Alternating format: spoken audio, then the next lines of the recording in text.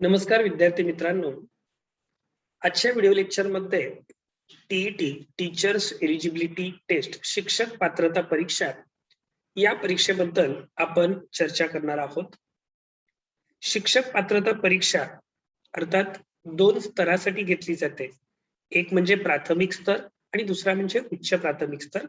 प्राथमिक स्तर 1ली ते 5वी साठी ही परीक्षा घेतली जाते आणि उच्च प्राथमिक स्तर 6वी ते 8वी या वर्गांसाठी ही परीक्षा घेतली जाते.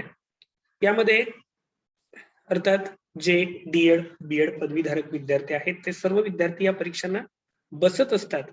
तर या परीक्षेचा अभ्यासक्रम, करावयाची तयारी, संदर्भ पुस्तके याच्याबद्दल आपण चर्चा करणार आहोत.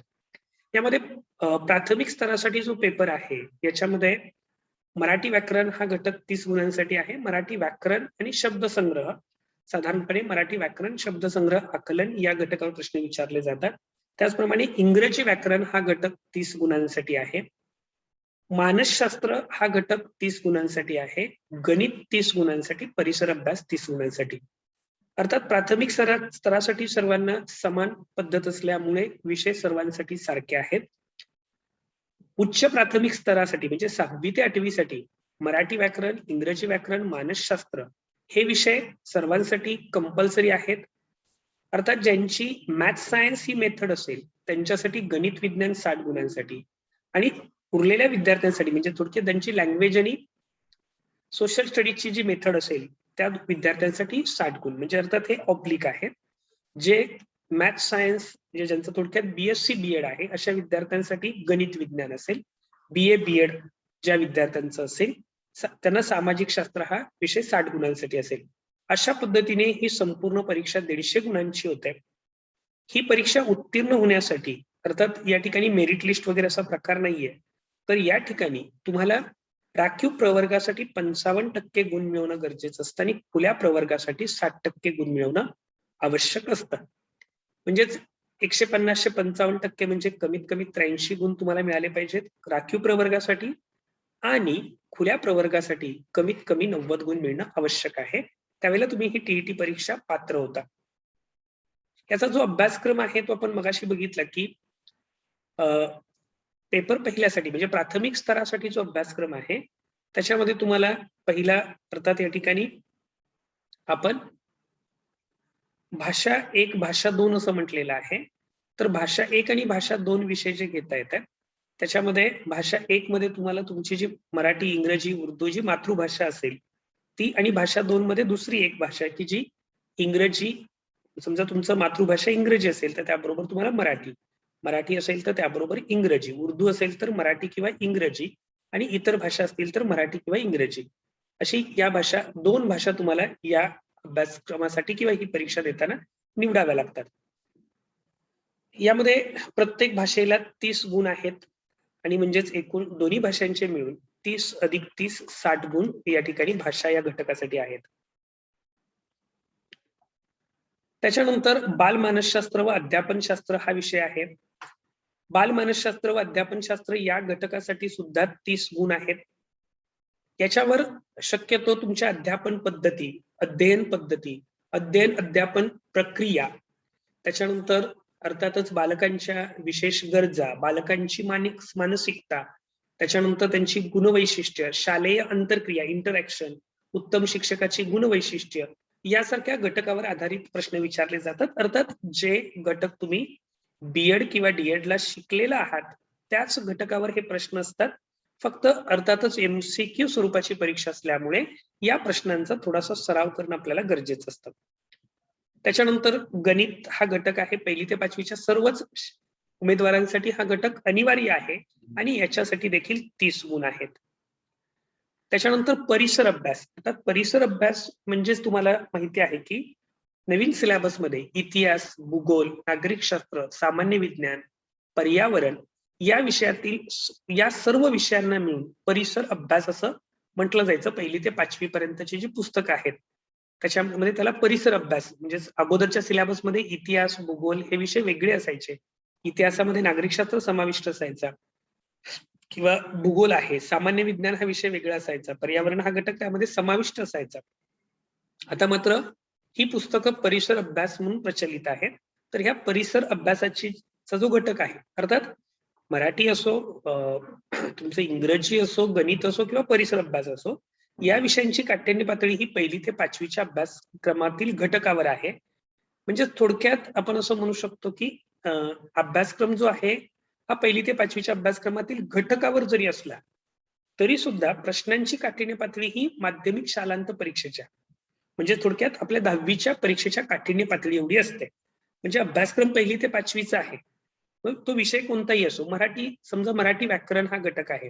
मराठी व्याकरण ह्या घटकामध्ये नाम ही संकल्पना आपण अगदी 1ली पासून विद्यार्थ्याला शिकवतो आणि शब्दांच्या जातीमध्ये ती 10वीच्या विद्यार्थ्याला सुद्धा शिकवतो. तर प्रत्येक ठिकाणी ती काठिण्य पातळी वाढत जाते. त्यामुळे तुम्हाला जे अभ्यास घटक आहेत ते 1ली ते 5वीचे आहेत, पण प्रश्नांची काठिण्य पातळी जी आहे ही प्रश्नांची काठिण्य पातळी 10वी पर्यंतच्या अभ्यासक्रमावर आधारित असणार आहे. आणि त्याच्यामुळे त्या दृष्टीने आपल्याला तयारी करावी लागते. अर्थात हे 5ही विषय प्रत्येक घटकाला 30 गुण, असे एकूण 50 गुण आहेत.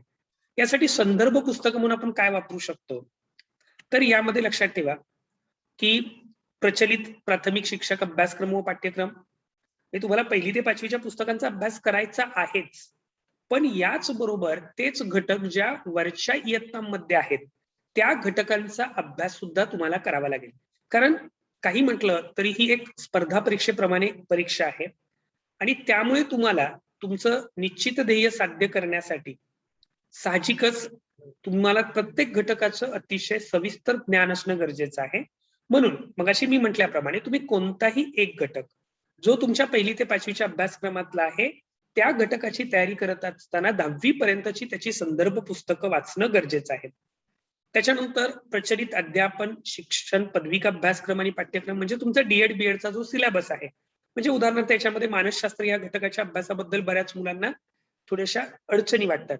तर मानसशास्त्र या घटकासाठी आपण जे डीएड बीएडला जी पुस्तकं वापरत होतो ती पुस्तकं वापरली तरी अतिशय उत्तम.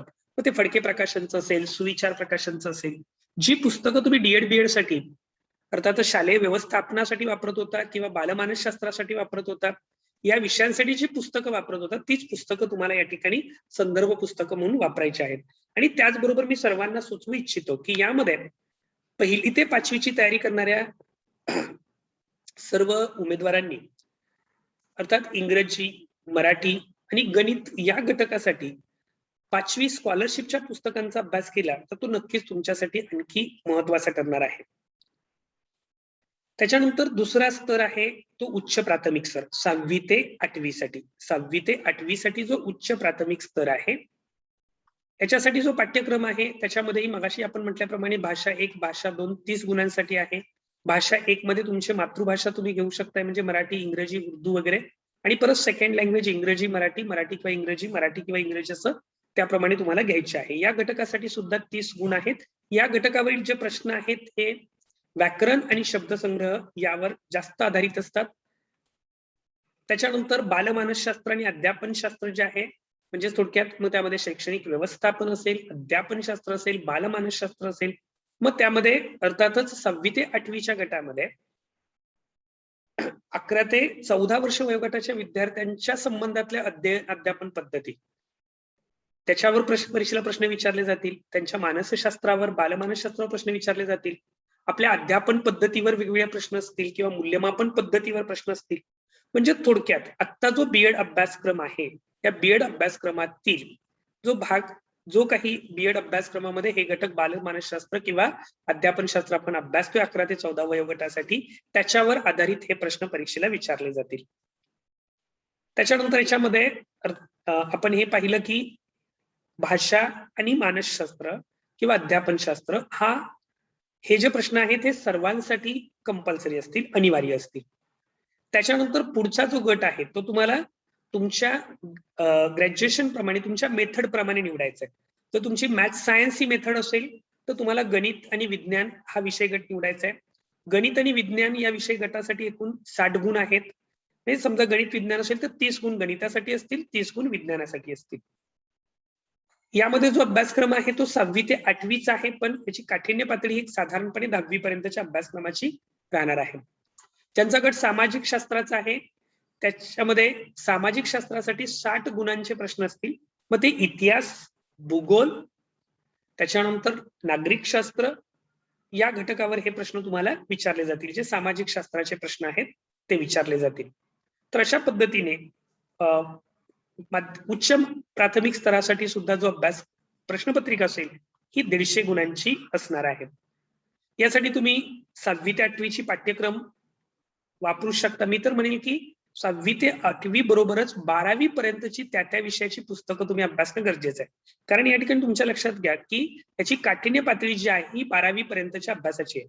म्हणजे जो घटक 6वी ते 8वीच्या पुस्तकात आहे तो घटक तुम्ही 12वी पर्यंतचा अभ्यासणं गरजेचं आहे. एक गणित आणि विज्ञान तुम्ही 10वी पर्यंतचा अभ्यासला तरी चालू शकतं, परंतु सामाजिक शास्त्र हा घटक किंवा मराठी इंग्रजी हा घटक 12वी पर्यंतची काठिण्य पातळी असणं गरजेचं आहे. त्याच्यानंतर संदर्भ पुस्तकं म्हणून तुम्ही बीएड अभ्यासक्रम आणि पाठ्यक्रम वाचू शकता. तसं मगाशी मी म्हटलं की त्या ठिकाणी तुम्ही बीएड करत असताना ज्या नोट्स तुमच्या असतील त्या नोट्स तुम्हाला या ठिकाणी अतिशय उपयुक्त ठरणार आहेत, किंवा त्यावेळेला जी तुमची संदर्भ पुस्तकं असतील मग त्यामध्ये सुविचार प्रकाशन असेल, फडके प्रकाशन असेल, ही जी पुस्तकं तुम्ही अभ्यासलेली आहेत यांचा तुम्हाला नक्कीच या ठिकाणी उपयोग होणार आहे. ओमकार अकॅडमीच्या माध्यमातून टीईटी परीक्षेसाठी अर्थात 9 ऑगस्ट पासून आपली पहिली बॅच सुरू होत आहे. या बॅच मध्ये आपण संपूर्ण अभ्यासक्रमाचं अध्यापन करणार आहोत. अतिशय मान्यवर व्याख्याते तुम्हाला यासाठी उपलब्ध असतील, की यामध्ये उदाहरणार्थ आपल्याकडे बडगुजर सर आहेत की ज्यांनी 3 वेळा टीईटीची परीक्षा क्वालिफाय केलेली आहे. मी स्वतः BA बीएड आहे, मी स्वतः बीएड सीईटीची परीक्षा उत्तीर्ण झालेलो आहे. त्याचबरोबर इतर जे मार्गदर्शक आहेत हे सुद्धा स्पर्धा परीक्षेचे अतिशय तज्ञ मार्गदर्शक आहेत. त्यांच्या मार्गदर्शनाखाली आपण टीईटीची ही स्पेशल ऑनलाईन बॅच 9 ऑगस्ट पासून पहिली बॅच सुरू करत आहोत आणि दुसरी बॅच 16 ऑगस्ट पासून सुरू करत आहोत. या बॅच मध्ये दररोज 3 तासाचं अध्यापन केलं जाईल. याच्यामध्ये अर्थात लँग्वेजचं कंपल्सरी 1 लेक्चर असेल, मानसशास्त्राचं 1 लेक्चर असेल आणि तुमच्या मेथड प्रमाणे 1 लेक्चर असेल. तर अशा पद्धतीने 3 लेक्चर्स हे रोज असणार आहेत. प्रत्येक घटकावर तुम्हाला ऑनलाईन टेस्ट असतील आणि सर्व नोट्स या तुम्हाला पीडीएफ स्वरूपामध्ये उपलब्ध असतील.